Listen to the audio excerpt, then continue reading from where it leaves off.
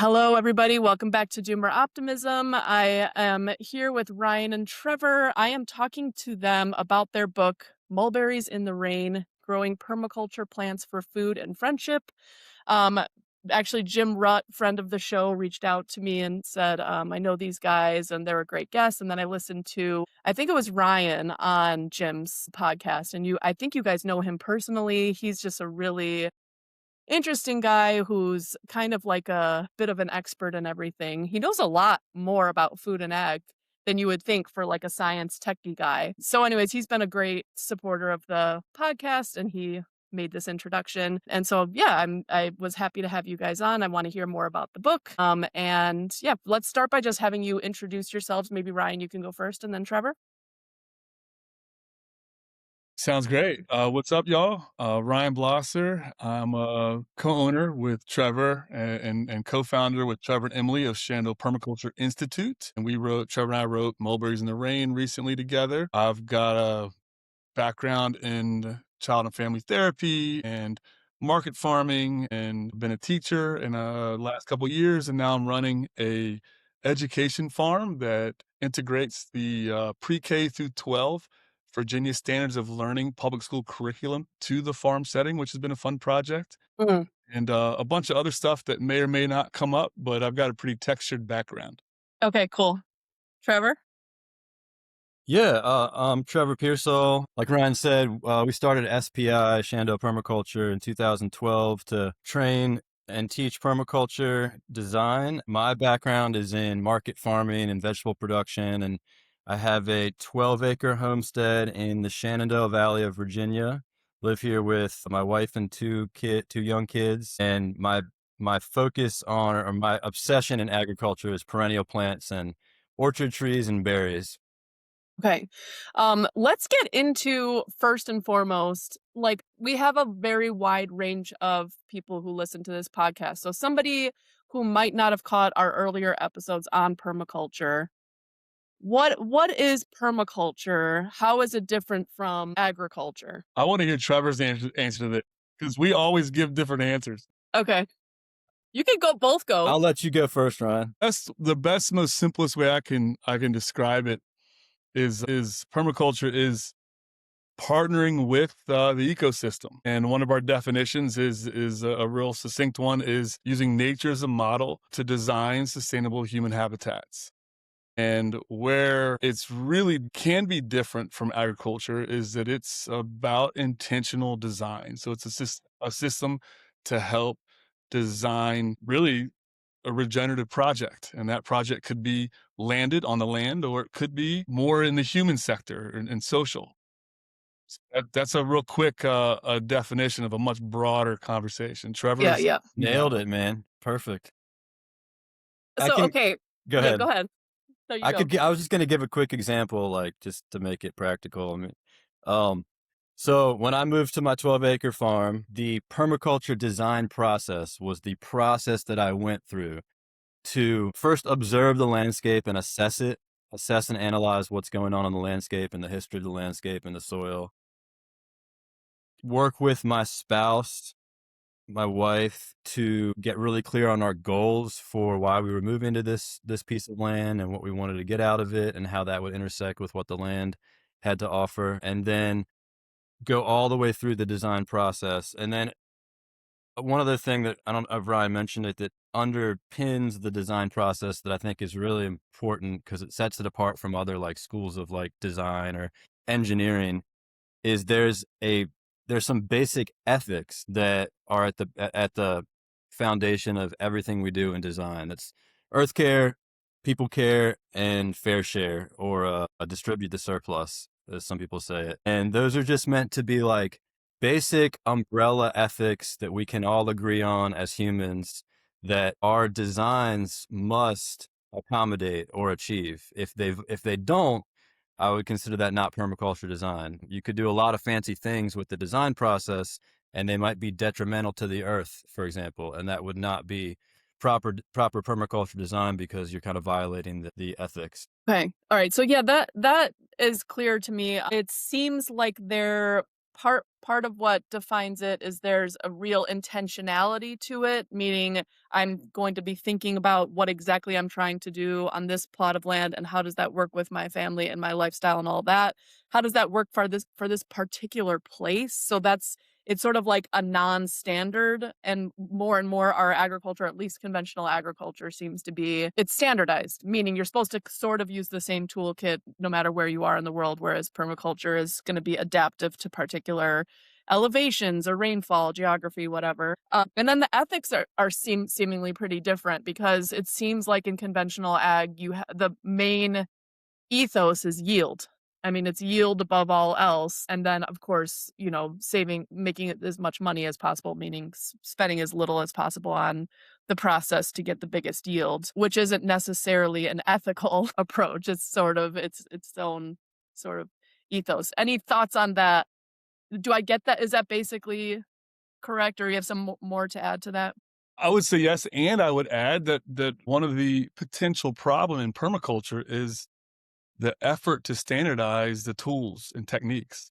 Mm, So I love that you mentioned that it's site specific, it's place specific, hmm. and requires a lot of thought, a lot of observation and analysis. Instead, sometimes we see someone just putting swales, or the other joke is like herb spirals Yeah, the everywhere. herb spirals are the famous one. Yeah, And as educators, it drives us crazy. yeah, Even terms like permaculture gardens. What's that? I don't know what that is. right. I don't know what a permaculture garden is. And those kind of I don't want to be too harsh on folks as they talk about permaculture because I think it's good to spread the word, but Yeah, it drives me nuts yeah. because it's not quite capturing the site specific work and process that goes into a regenerative system. Right, yeah, and I'm assuming, like, I mean, we're in this weird period in human history where in the developed world, at least, we're a couple generations removed from knowing a lot about our landscape, like, being a part of a landscape, like, knowing basic things about, you could see a plant, and then that means there's a certain kind of soil fertility or not, that kind of knowledge, tacit knowledge. So it's weird because you want to encourage people to gain that knowledge back, but the process is very messy. And I can imagine as educators, you guys have to deal with that a lot. Okay, so I'll pause on that. I have a separate question, which is, um, I want to go into the education aspect of it too, because that's part of what I do is education and similar kind of thing, but maybe not as intensive. But anyways, okay, so a couple of questions. The first one is a little bit in the weeds. How do you guys see yourselves as different from just people who call themselves regen ag or regenerative agriculture? Is permaculture substantively different from regenerative agriculture? And I'm thinking of like we have a guy on our podcast who's very close in the doomer optimism world. His name's Peter Allen. He runs Mastodon Valley Farm, and I don't think he calls himself a permaculture farmer. He does rotational grazing. He's really trying to build out an oak savanna. That's his intention, is to build out an oak savanna on his property. But I don't think he uses the term permaculture. So I'm wondering, it's a little in the weeds, but do you see a difference between those two terms? It's a great question. I'm gonna kick to Trevor first on this one and then follow up. Yeah, trying to think where to start. Yeah, part of me like wonders sometimes about terminology and the usefulness of different terms, and a lot of times, labels are just labels. I think when it boils down to it for me, I'm pretty practical minded, so I keep going back to like, what's the actual practical use of permaculture for me? What has it been for me in my life? For me, it's the design process probably is the most useful thing. So there are 12 principles and there's a design process. And for someone like you mentioned, like me, who grew up in the 90s and disconnected from the natural world and who I wasn't handed down a set of tools or strategies that were place-based. I wasn't handed down place-based ecological literacy. For me, it was a way to orient myself and go through a process and save myself a whole lot of time and money for building my farm. Or it can be applied to many different pursuits. We're talking about agriculture right now. So I think for me, it's not a way of farming. It's a design process for developing and planning whatever you're trying to do in a living landscape. Okay. Ryan, anything to add?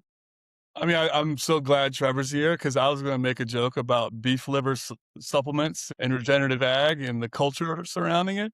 Yeah, yeah. And I don't want to make fun of those guys because I also identify as a member of that club. Yeah, yeah. But I think the seriousness behind that is when I think of regenerative labeling, I think Yeah. of meat. Okay. Even though permaculture includes a lot of that. And that's just a cultural difference. I think when you get down to definition, we're both trying to achieve the same goals. Mm-hmm. And, you even have Doherty, Darren Doherty of Regen. What's his system's name, Trevor? The Agrarians. Yeah, Regrarians. Yeah. Agrarians, I know that group. And Yeah. Doherty's a great guy. And he had a beef with Mullison and they split up and they have a whole different system and we're all trying to do the same thing. Yeah, yeah. Okay, wait. So now We all I'm deserve really, to get made fun of. yeah. Okay, so now I really want to hear maybe the cultural geography of these terms, because But you are a sociologist, right? I yes, think I yeah. remember that. So okay, because permaculture got okay. So to do a super caricature, the regen ag guys are like nouveau cowboys. They're like bros who are all about eating big chunks of meat, and that's like their health food and all that kind of stuff. Permaculture has the ethos of like a hippie, maybe somebody who doesn't actually know that much about, maybe not know that much, but at least when you're starting out, it's like, oh, my permaculture garden, like you were saying, and it's like because they have a couple little herbs and some rocks around, and that's their permaculture garden or whatever. And then maybe it's like a phase people go through, like they're into permaculture for a while and then get out of it, kind of thing. So, anyways, you can give me the general ethos of like who a permaculture person is. And I think that might be different. It might have been different a couple decades ago. And like now permaculture seems to have gotten a lot more serious. People who have done it for a while, probably yourselves, have like started to take it to its logical conclusion, which is actually a much more serious and almost scientific approach where you're learning these things back again. But who is like let's make fun of it for a bit first and then Oh, I love this question. yeah. This is one of And our then favorite. talk This is about one what's of our serious. favorite pastimes. Yeah, okay, please go off. I mean, I got a story in the book where I talk about my intro to permaculture when I was in college, and I was like, I was just learning about all this stuff, and the one guy in college that was into it was like the most woo woo out Yes. there, food's not bombs, left wing guy in college, and it was like too extreme for me at that point. That's changed a lot. It's at least in and again, we're speaking from the Mid-Atlantic, Virginia. In our classes, it has changed a lot. Less young people, less hippies, less left-wing hippies, and a lot, just speaking of who our students are, a lot of working professionals of all ages who are, if I had to stereotype and caricature, which is always dangerous, it would be the working professional working a job in DC that is killing them spiritually and physically, and they're trying to find a different way to live, and they're trying to make a change, and maybe they've bought some land in the middle of nowhere in Virginia and they're moving there with their family, and they want to learn how to reconnect with the land, like, and homestead and have a different kind of life. We had early on and not early on, but as that ideological shift started happening in our courses, we'd always play the game of who do you think is the spy in this course? And by spy, you mean? We'd get one or two people from DC saying, I can't talk about my job. Well, yeah. Oh, the actual spy, because There's you have all this DC like people. mystery behind Also, it. Ryan's paranoid by nature, so you gotta know that. Very much. There's always a Fed. There's always a Fed. Well, and the fun part is I am one of those woo-woo hippies that I also like to make fun of. Like, yeah. until I turned 40, I had a big old head of white boy dreadlocks, which is, go ahead, it's ridiculous. It was ridiculous. About as ridiculous as that hat you're wearing. He's But gotta have it. He has to have an outlet somewhere for the Exactly. and ridiculousness. if you're a Gen Xer, you've got to recognize this. Come on now, this is I don't great. know what it is. I'm millennial. Yeah, There you we're go. See, millennials. all right, I'm not gonna. I wish Jim Rutt was here because I would He would we have know. a great time talking about both of you guys.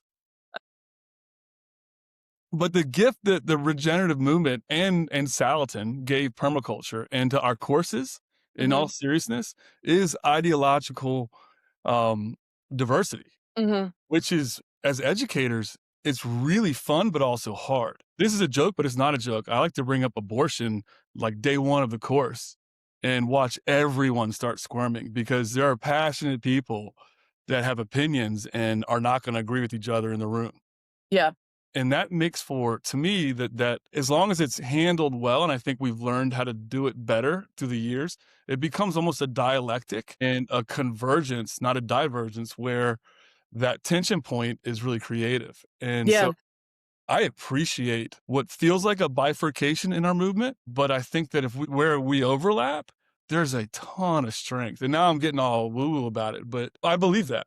Yeah, no, I think that that's right. I mean, s a little bit about doomer optimism, we kind of started a lot of us are like at least the people who started it, the small group of us were sort of like left-wing environmentalist types who all went into like sort of farming and agriculture, sort of homesteading, but then sort of felt like we were on an island, like what happened to our environment, the environmentalism we knew. And now we've sort of like just branched out to, these regen ag bros and the conservation, like Teddy Roosevelt conservative types. And we're basically like nonpartisan in that way. Just like anyone who's, interested in these issues is welcome under the tent and we can have fun with our differences. And so similarly to what you're saying, if you play it right, as long as there's some mutual respect, we all agree with these ethical principles and we're all sort of shooting for the same goal.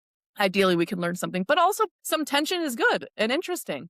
I'm wondering if maybe you have some stories from educating where you have either some different people coming together and there's some tension that's interesting, or just sort of different people coming together that surprised you in some way. I've got a great story. Unless Trevor's got one off the top of his head, we've got lots of stories. Hmm. The book is stories, many stories, It which is is. great. The one that popped in my head, and I want to be careful because these stories are about real people, and I don't want to out someone in a way that makes them feel uncomfortable without their permission. I'll try and be as vague as possible, but get the spirit of the story. Is again, we have a lot of ideological diversity. We have a lot of generational diversity as well, which really helps the class. So, the 22-year-old trust fund pagan is hanging out with the 75-year-old blue collar guy who just wants to figure out how to, butcher a chicken. And that's a real there's a continuum, but that's an actual continuum we see every class. Often the tension is really difficult and everyone tends to, based on our frame, come on their best behavior, which then creates really wonderful relationships across ideological differences. But sometimes it's really hard. And you got different behaviors like lighting up a cigarette in a group of people, which feels respectful to some and disrespectful to others, right? Right. And we're all trying to help everybody form a community around this. And we had one of those classes where the community was very difficult to help form. And it started to come together slowly. But then by the last weekend, we had a pretty grizzled, beautiful man who had just spent a lifetime building roads, laying asphalt for 50 years and had retired. And some of the other folks in the class had a hard time empathizing. That's a word I love. I'm a big fan of empathy. And when empathy happens, then connections can happen and then people can grow and move, right? And in this class, this grizzled older fella, with broken fingers and gnarly hands and just wanting the best for his family in this new land that he had bought. Because of the connection he felt in the community, we opened up the class in a very woo-woo way because I'm a counselor. I get really squishy in front of people and I just asked, how's everybody feeling? And there was 30 seconds of silence. And right when everyone got so uncomfortable they couldn't understand it, this older fella broke down into tears. and just started weeping in front of the class. And for the first time, I saw some of the, I'm going to just use caricatures, right?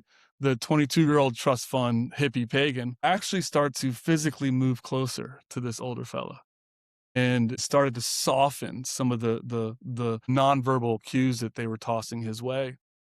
And he started speaking in a way that invited connection. And the rest of the day in that class, it was small group conversations and exchanging of emails and numbers. And I mean, I don't want to overtell the story. It was a beautiful moment where you saw someone who was hardened soften, and then people who are soft, who had made themselves hard because they didn't agree with somebody, soften. And then you've got a community of connections happening. And now we can actually start to build a learning environment where everyone is starting to move and grow based on the dynamic in the class. So that's one story out of many.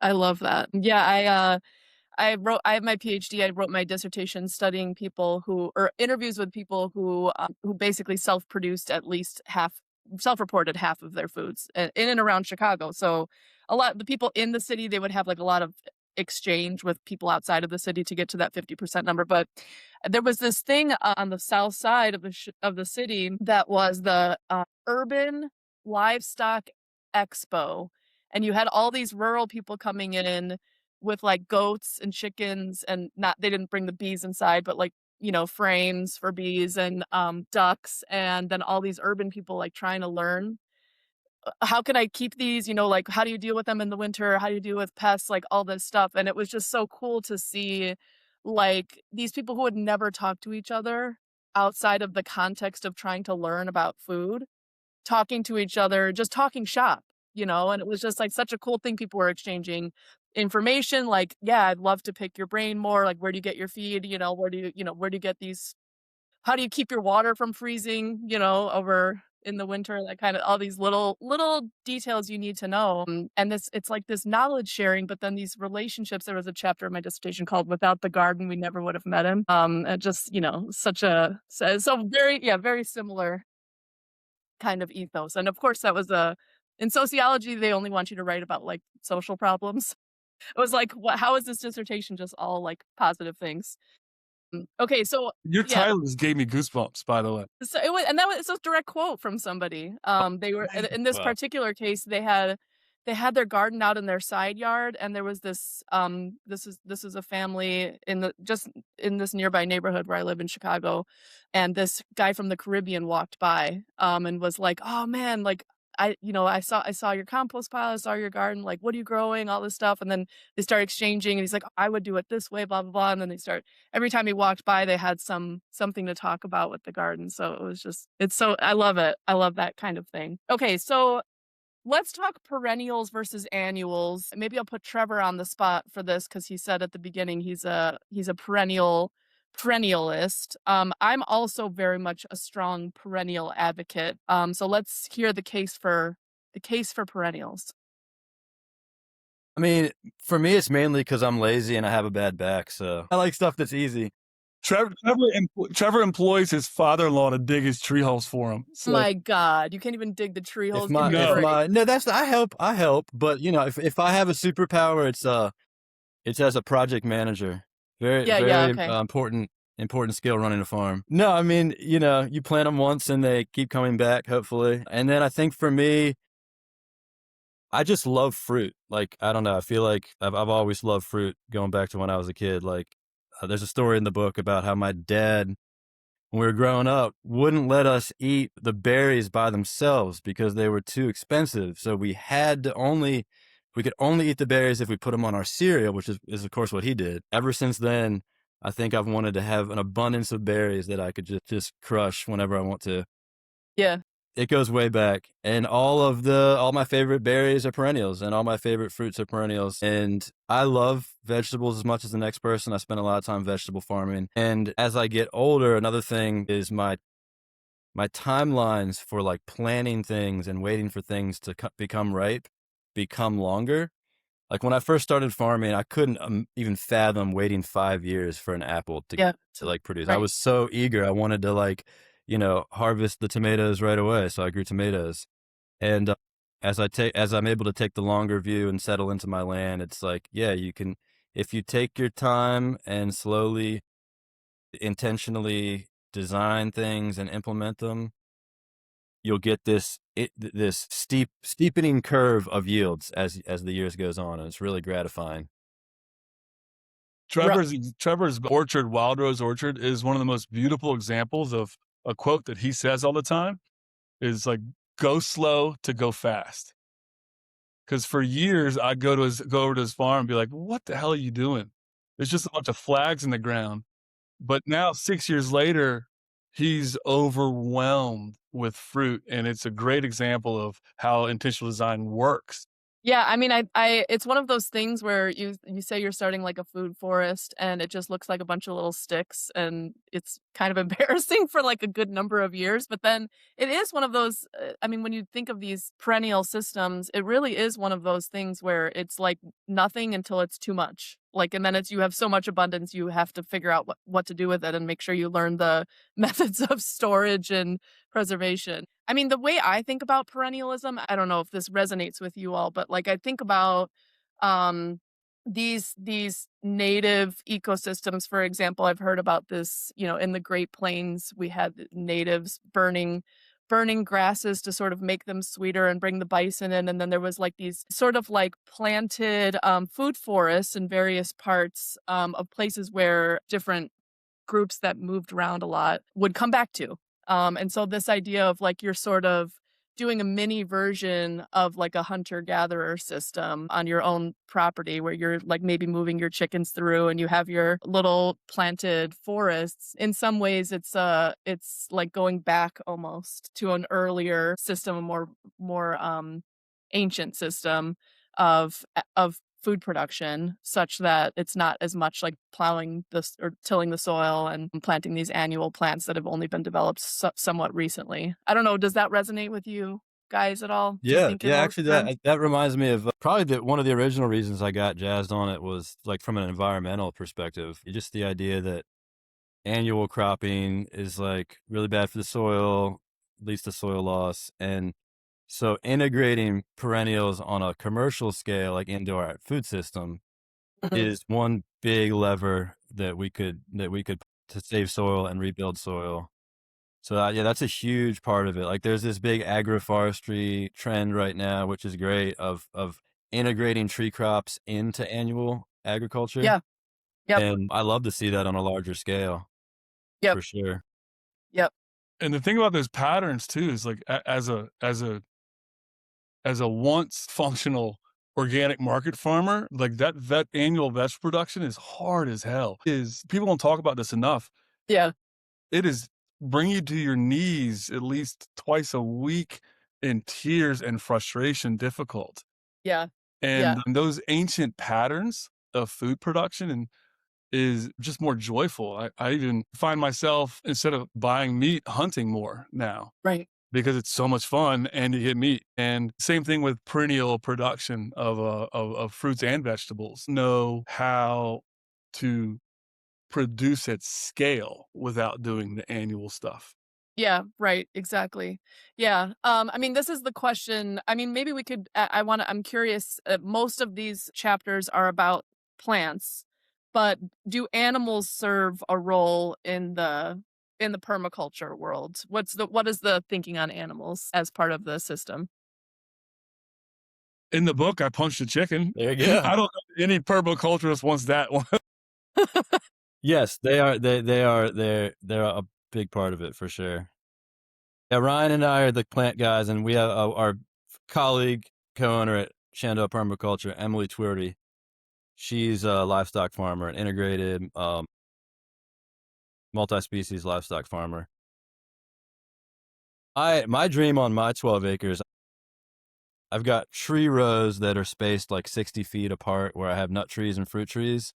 And when my kids get older and I have more time and space mentally, I would love to integrate sheep into that Mhm. and have that be like another element of the system for keeping eating the grass, natural lawn mowers, harvesting the meat, and then also eating the browse of the woody trees that I have planted, which is nutrition for the sheep. Right. I'm curious, you guys were talking a little bit before about the more woo-woo side of things. Are any of the people in your world, or are you guys at all biodynamic? What are your thoughts on biodynamic agriculture? I'm not gonna tip my hand yet. Tell me what you think of it first, and then I'll go. Okay, I'll share some thoughts, and like all of us, they deserve to get made fun of too. Trevor and I both have a good winemaker, natural winemaker. Why are they always in the wine ma That's a great question, but I don't understand why exactly that particular production system got biodynamic, but anyways. his request every hunting season is, "Dude, can you get me a stag bladder?" And I have no idea what a stag bladder is for, but he needs it in his biodynamic moon plantings or whatever. Yes. And Steiner was a nut, but he also had some interesting intuition.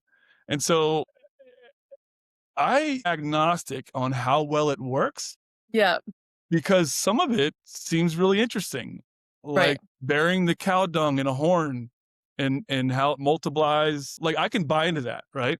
Yeah. I can see how that Wait, works. okay, so before you continue on, for those who don't know what biodynamic, and I'm not an expert in it at all, but I stayed on a vineyard back in my before grad school days after college. I traveled around and I did worldwide opportunities on organic farms. I'm sure you guys have heard of this. And I worked on an organic farm in Italy in a wine producing farm, and they were biodynamic, and they had all these like weird practices, like you had to plant by the moon cycles, the rope, what are the crops that you put on for cover crops in between the rows? They had to plant by the moon, not by like the sun necessarily. And then they would have this process where they had like this cow horn that they had to fill with various like herbs and dung or something. They had to plant the cow horn in a particular time and direction, whatever.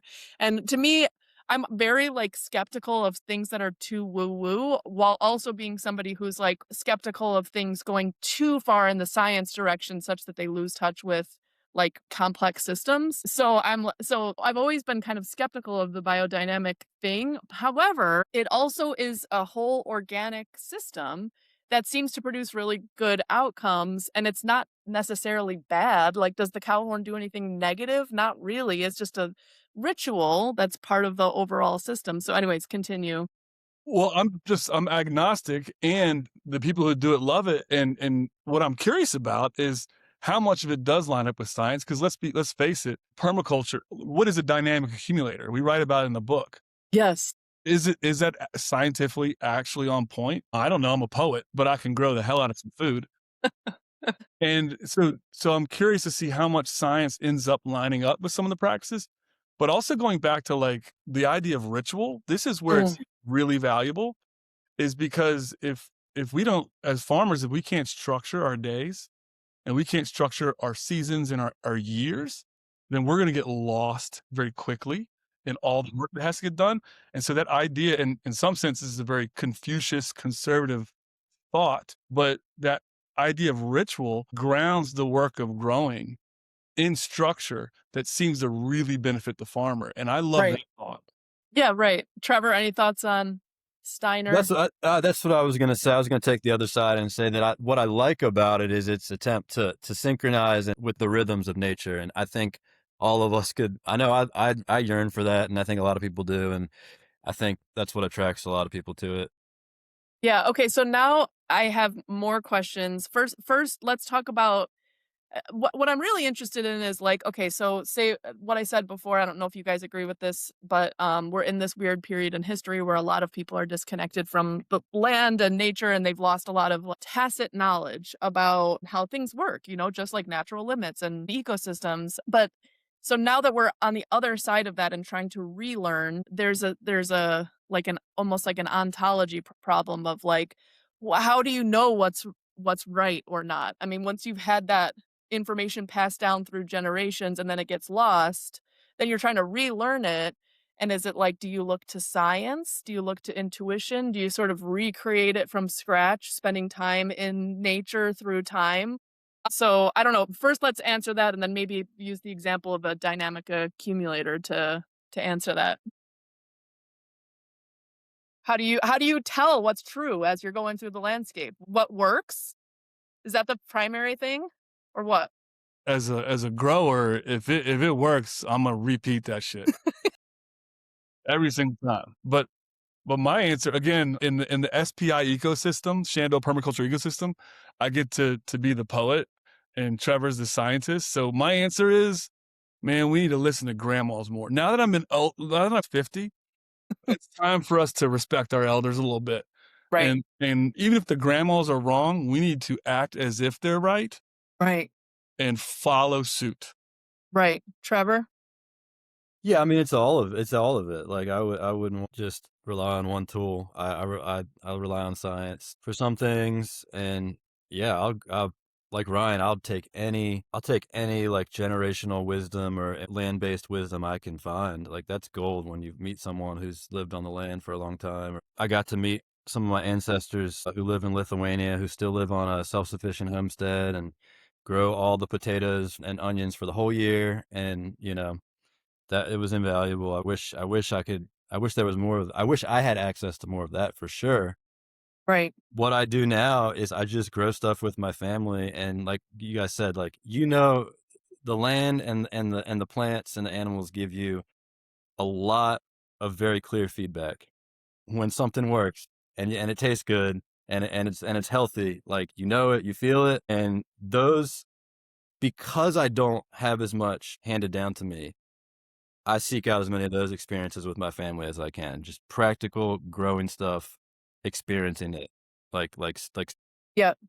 And then in terms of the science, like who is doing good science on these questions that you guys want to know the answers to? Because I'm a sociologist by training and never ended up going into academia or into like a university setting because I'm so disheartened by how science is done now. Like even now, I was on a postdoc a couple years ago. I'm sure I can. It's an anonymous story, but like I was in the room with somebody with some researchers who are like tenured professors at a big research institution, talking about like, what if we get a survey result that our funders don't want?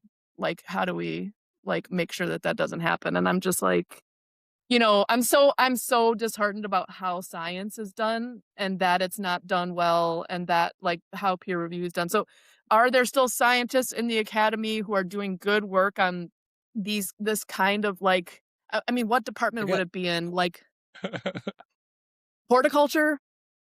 don't we turned to not Virginia Tech in Virginia, but Okay. because we turned to VSU in terms of an academy, Virginia State University. Okay. They're really more focused on small farmers, organic farming as well. And then like people like Elaine Ingham, I don't think she's part of the academy. Yeah, yeah, I know that name. Yep. Okay. That's yeah. You just kind of learn particular sources that you trust that you know are doing good science kind of thing. And at the end of the day, we both kind of said it. I don't care what the science is. I care yeah, that's kind of that it works.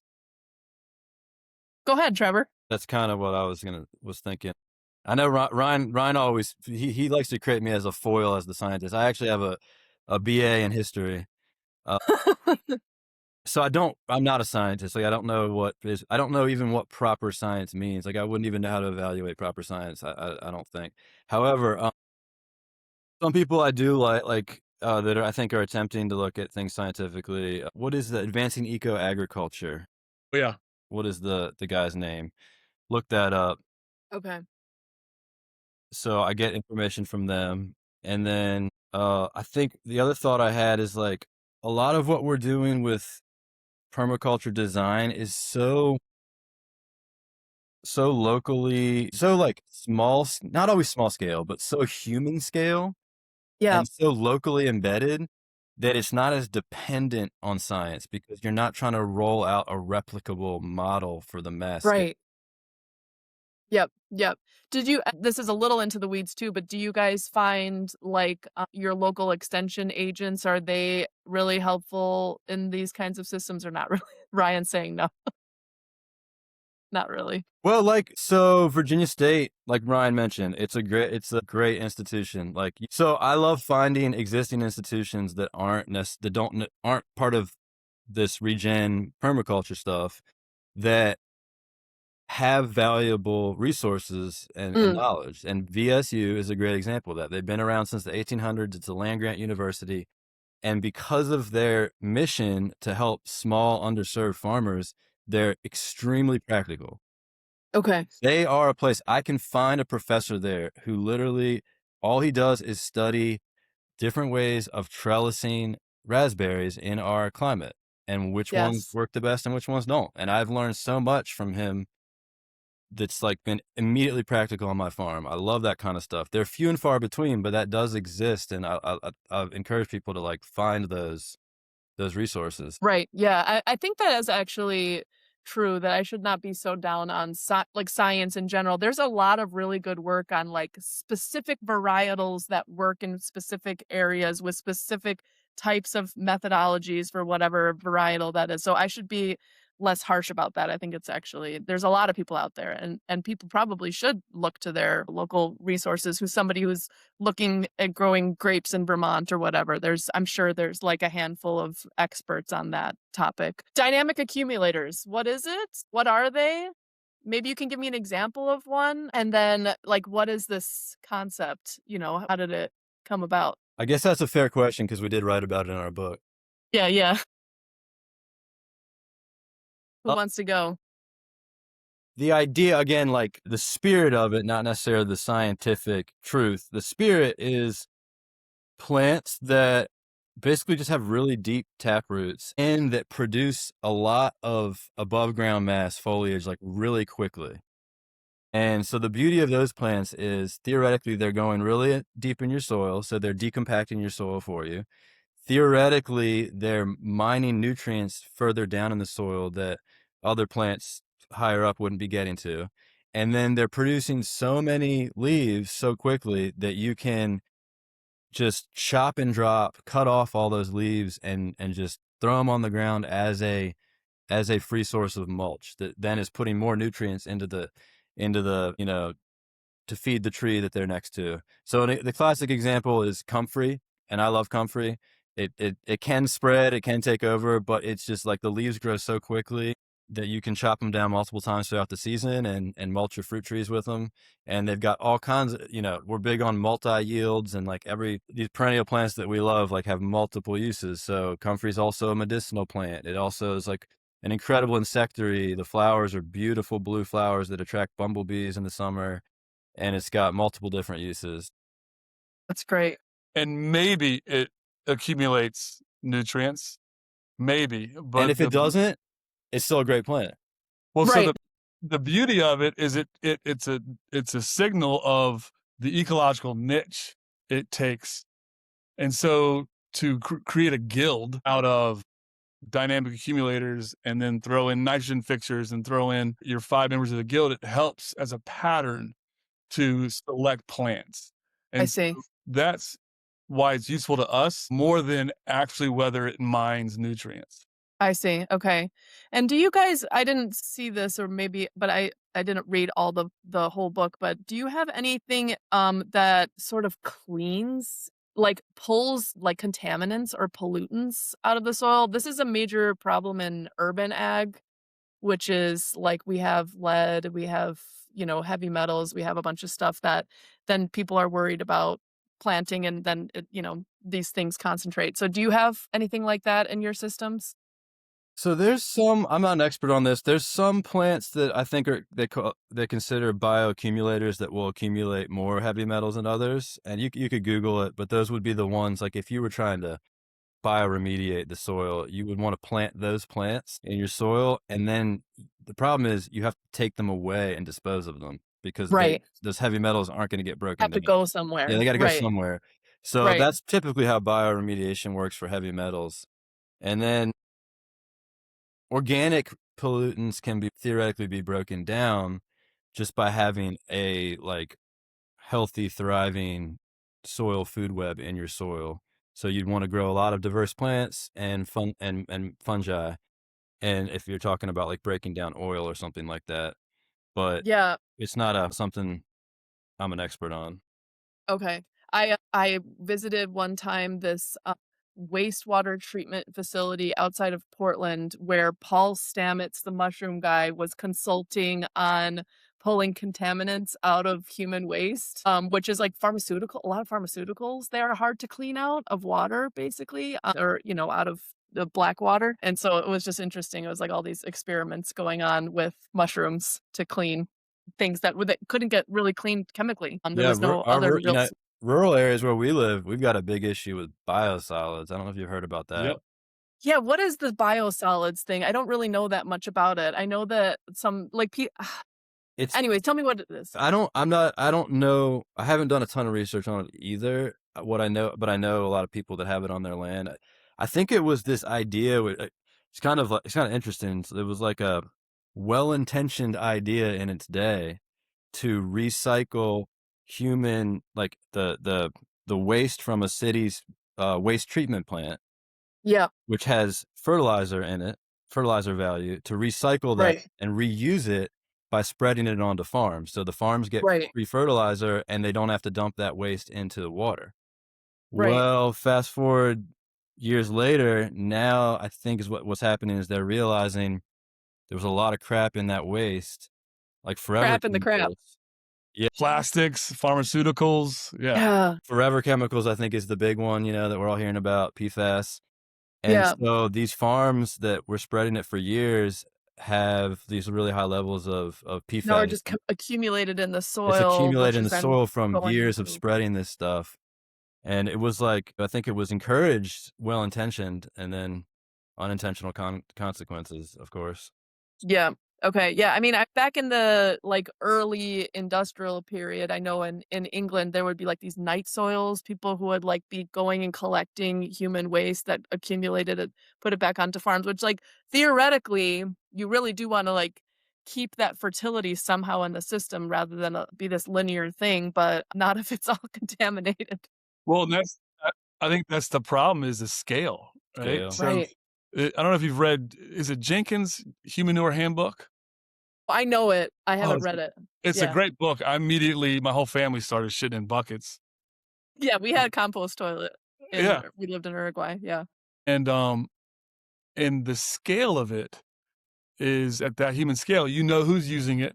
You know you're cooking your pile for a year and then letting it rest for a year. Yes. But when you aggregate 20,000 or 2 million people's sewage, Right. And that's there's no real system of, like, cleaning it or, like, checking the quality or anything like that. Yeah, then it's a completely out of human scale, like, resource yeah. that then you need to have, like, industrial systems to, like, check whatever. A couple other questions, and then I wanna hear about I wanna hear about the K through 12 education part of it too. But do you guys have a strong opinion about invasives or native species? I know that this is always like a hot button topic. Anytime I go to like any kind of farming or ag thing, there's always like a subset of people who are on and on about native species. And then native is like this weird thing where it's like somebody just picked a year in history and then determined that was what the point of native species was. So it's like it's kind of I kind of find it to be a little bit of a weird topic, but do you guys have thoughts on the invasives versus natives I just want to say I really issue? appreciate your interview style. I like how you try to find the spicy topics. That's Nothing boring here. yeah. And this is a spicy topic. Yeah. There are some rigid thinkers. I probably shouldn't say that. No, it's true. There are some rigid thinkers. You might not be talking about the people you know, but they exist out there. They're very Yeah. rigid. So we actually try very hard not to be rigid, and that's why even when we define permaculture plants, it's native when possible, Okay. Yeah, yeah. That makes sense. and we should try to skew our systems towards as much native as possible because they're easy, Right. because they're They're already adapted. in thousands of years of working in that system already. And having said that, we are not anti either. Mm. bringing in a plant that is not native. In fact, my system probably is 60-40 natives. I've got my native hedge, but then I've got loads of Asian pears Right. because it's one of my favorite fruits and easy to grow and disease resistant, all those things. When it comes to invasives, that's trickier because I Right.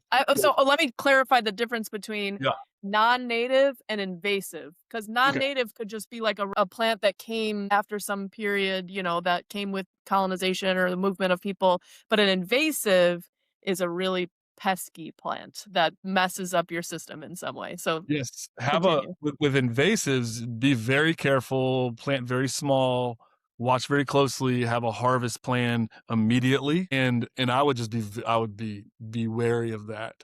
Yeah.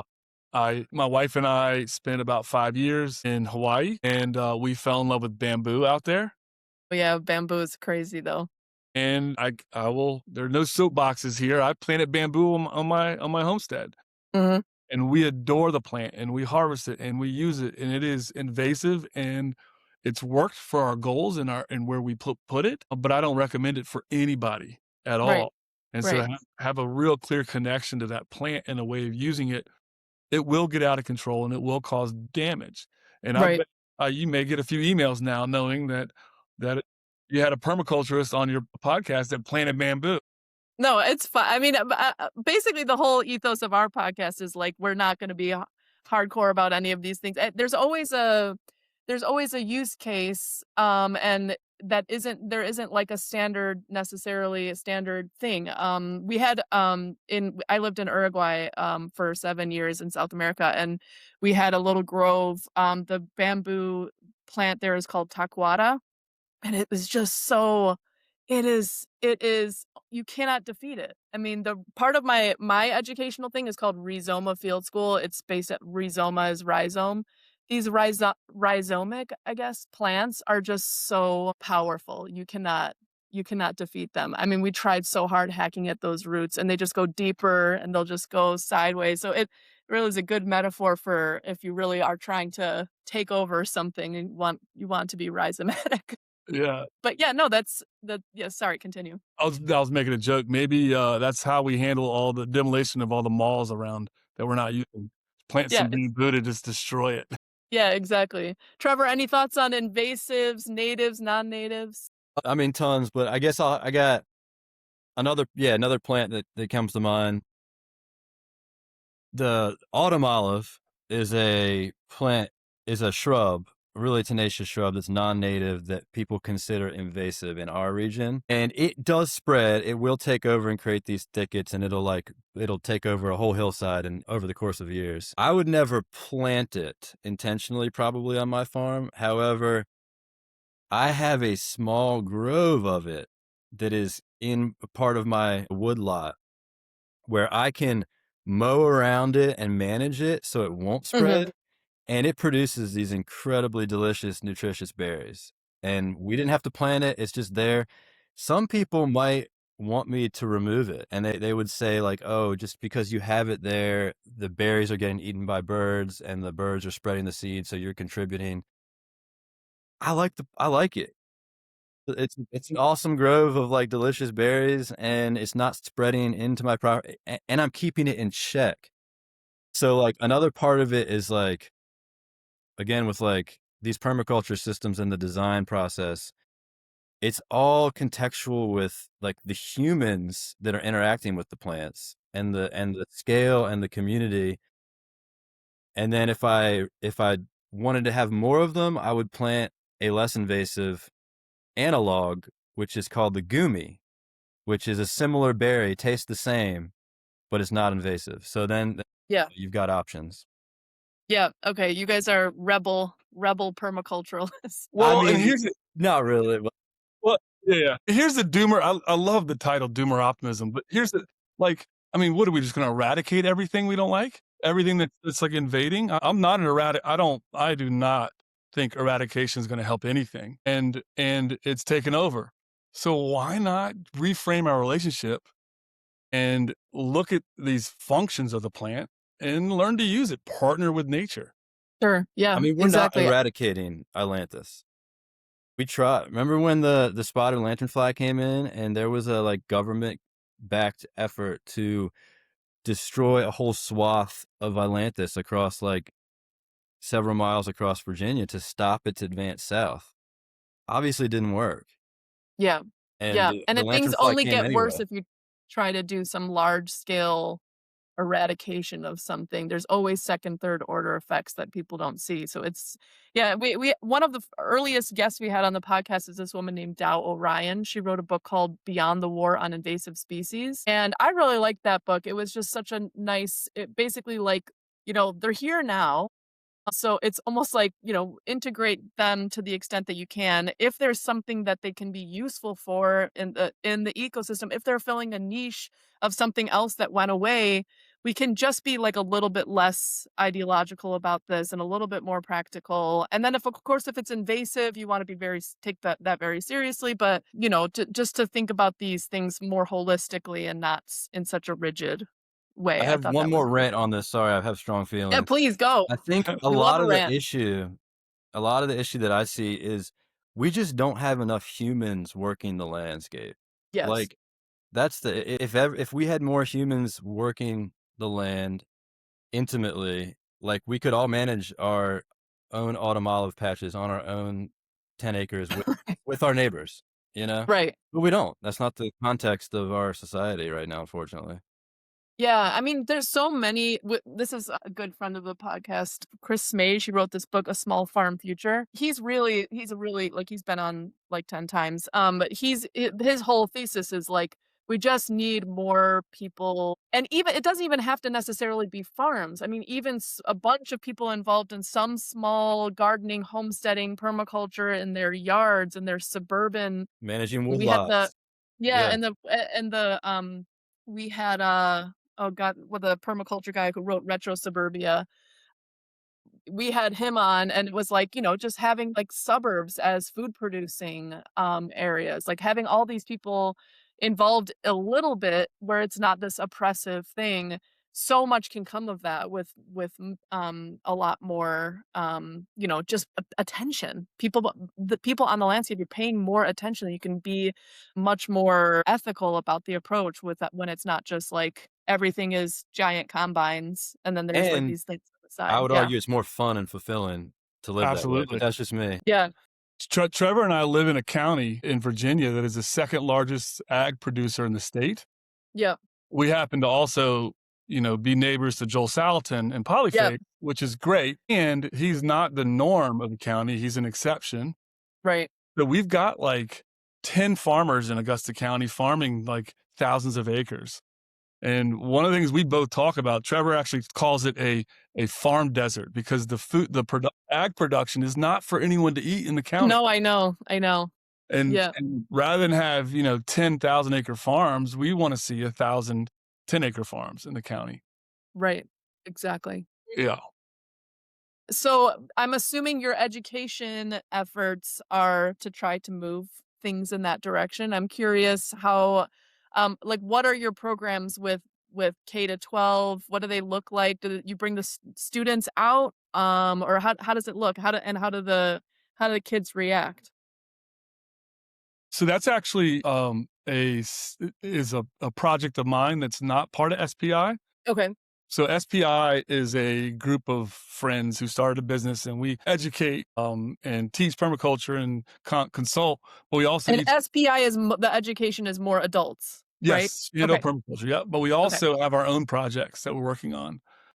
And I got lucky a few years ago after my market farm failed. We had 86 inches of rain or 83 inches of rain in 1 Yeah. year I instead of heard the story on Jim. Yeah. well, it was heartbreaking. Crazy. Yeah. My wife said, "You got to get a job." You heard the story. And so I got lucky and got into teaching in public schools. And I fell in love with teaching in public schools. Mm. Then a place called Waynesboro, my hometown, Waynesboro Public Schools, started a project with a market farm style on school site Mm. to an elementary school, and they invited me onto the project, and I've been doing it for the last 3 years. And it's joyful. We don't just teach farming, we teach the standards of learning, whether that's in science, English, math, whatever the teacher's working on in the classroom, they say, we want to come to the farm and this is our standard of learning working on. My gosh. And so they come up, I develop an activity that integrates what's happening in the farm, Mm, their standard of learning, and they learn through the farm. And it's my belief, this is actually my dissertation's on this. mm. And, if I don't have a funder, so if we find that it doesn't work, then I have to write that it doesn't work. Yeah, exactly. My assumption is that student achievement goes up on a farm-based setting, Mm, even when you're held to those accountability measures like standards of learning. right. Oh, I love that so much. And I so love that's that. what that's the experiment here in Waynesboro. And last year we had 5,500 student lessons. So the whole district comes out slowly at a class at a time.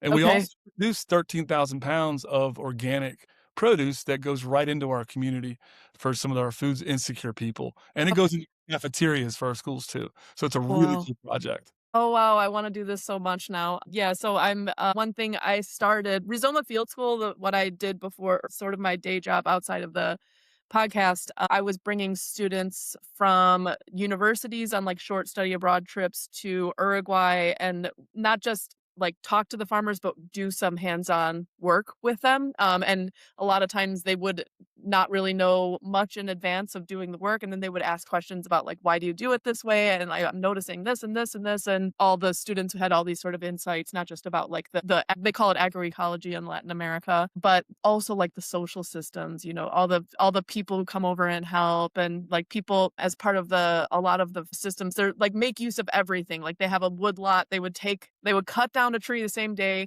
clear it, and then use that as a post, that kind of thing where they're just like, and the students are like, "Oh, man, if I wanted to build, like, a little canopy, I'd have to just go to Home Depot and, like, get a kit." I'm like, Yep. "Yeah, no, they're using everything."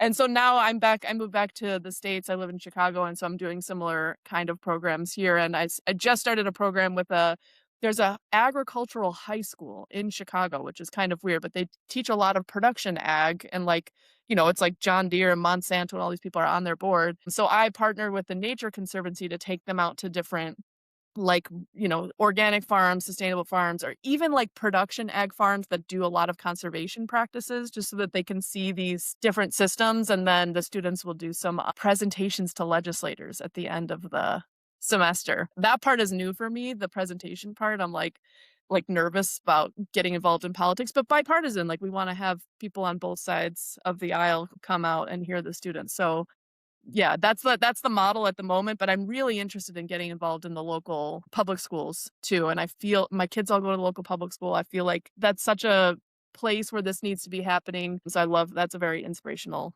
model to Well, me. if we can demonstrate that student achievement goes up, then I think it could and should really catch on because it's cheap. When you Right, look at the money that goes into school systems to right. support student achievement, it actually is a very low cost intervention that also creates a ton of food. Right, exactly. I know, it's a win-win. So, sort of wrapping up question, I'm asking you guys less about plants and more about sociology, social systems, and how you think about things or whatever, but, how do you see things going? I mean, like, you guys have been involved in permaculture for a good number of years. It seems like it's gotten more serious. You're over the years, people who are maybe not, like, in our little sub-milieu of young, idealistic hippie people, but expanding beyond that cohort to, like, people who really just wanna get some sense of connection to the land and nature and production of food for their families. Where do you see it going from here? Do you have any predictions about, how maybe small scale food production, permaculture type thinking, the direction it's heading in this moment? I feel like I'm a micro optimist, but a macro pessimist. I feel good about Yeah. my me and my neighbors and friends, but I don't see it. I mean, there's a part of me that thinks it'll take a crisis or a Yeah. collapse for people to get serious about this way of life, and we always see uh we always see a spike in interest we saw a spike in interest in classes after around after 2008 and then after COVID. Yeah, I don't know. I don't know. I'm not very optimistic about the trajectory of our country and our culture and our economy. Oh, but it is actually it's a very doomer optimist point, which is part of the whole ethos behind the name, which we just accidentally made up. It was not like we sat and workshopped it. We were like joking around and made that term up. But the idea that like in a crisis, actually people do turn toward these more real things and go back to the source and sort of like question the trajectory of their lives and what's really important in life and like how to prepare for a tumultuous future. That's hopeful. I mean, it takes a crisis to get people to get there, but it's hopeful that that happens each time, and that you've seen that happen. Ryan, I cut you off. Sorry. No, I'm feeling what you're saying, and the word that keeps coming back to me is relationship, and often crisis forces us into relationships. Right. It's a relationship is when we can relax our rigidity a bit and start to understand other people's worldviews and then Mm, work together on real solutions. And that is, I mean, yeah. yeah. I worry about land access because Yeah. it's so expensive. My wife and I, we're doing all right financially, and I can't afford 25 or 50 acres. And there's a lot of people that are not doing all right in our region. Right. And how do they access land if they wanted to? That said, relationships can help with that a little bit. And I come back to, the idea that this is a fad, a post crisis fad, which sometimes we see that. And people will buy land post COVID and start farming. And then we're like, oh, this is hard. I'm going to go back. Now that the stock market's doing great, I'm going to go back to trading. Yeah. Yeah. And that's a pattern too. Right. But to me, this is psychologically one of the only sustainable patterns that I see that can really fulfill people. And so as people start tinkering at the land and learn how to do it, not get overwhelmed and then give up, right? The hippies had that problem too, but actually do the hard work and experience the abundance and the security and the joy of growing food and your own wood and your own furniture, blah, blah, blah. To me, that is the only, man, I just got rigid, psychologically sane direction forward through what is no doubt going to be a precarious century.